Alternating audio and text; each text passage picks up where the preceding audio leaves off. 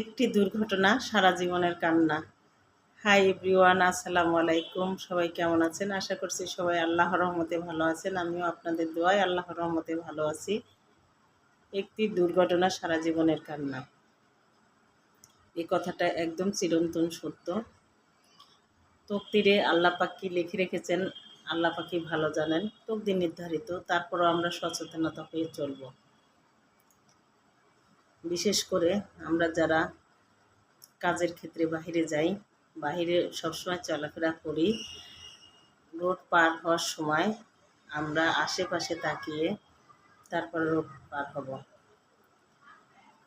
যেসব স্থানে ওভারব্রিজ আছে, ওভারব্রিজ দিয়ে আমরা রাস্তা পার হব, রোড ক্রসিং করব না। কেননা আপনার সচেতনতায় আপনার জীবনের অনেক কিছুই ভালো থাকবে। অসচেতনতায় আপনাকে দুঃখ বয়ে নিয়ে আসবে। অসচেতনতা জীবন কখনোই ভালো না। একটি মারাত্মক দুর্ঘটনা সারা জীবনের কান্না। রাস্তাঘাটে ইদানিং এত পরিমাণে অ্যাক্সিডেন্ট হচ্ছে, মানুষের হাত ভেঙে যাচ্ছে, পা ভেঙে যাচ্ছে, পাঁজর ইনজুরি হচ্ছে, মেরুদণ্ড ইনজুরি হচ্ছে। শুধু ইনজুরি নয়, ভেঙে চুরে চুরমার হয়ে যাচ্ছে। আমরা চিকিৎসা নিচ্ছি, চিকিৎসা নেওয়ার পরও আমরা সম্পূর্ণ সুস্থ হচ্ছি না,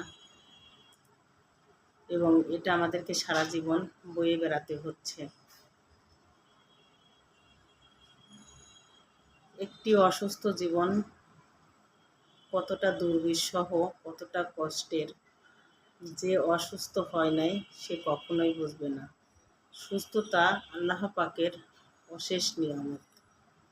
আমরা সাবধানতার সহিত রাস্তাঘাটে চলাফেরা করব এবং দেখে শুনে রাস্তা পার হব। জানি না আমার ভিডিওটি আপনাদের কাছে কেমন লাগবে। আশা রাখি ভালো লাগবে, এবং ভালো লাগলে সুন্দর কমেন্ট করবেন এবং লাভ লাইক দিয়ে পাশে থাকবেন। আমি জাহানারা খাতুন, মিশকাত মারিয়া মাটির অনার, মাঝে মাঝে সুন্দর সুন্দর কিছু কথা নিয়ে আসি। আমার এই কথাগুলো যদি কারোর পছন্দ না হয়, ইগনোর করে চলে যেতে পারেন, এবং ভালো লাগলে অবশ্যই আমার সাথে থাকবেন এবং সুন্দর সুন্দর কমেন্ট করবেন।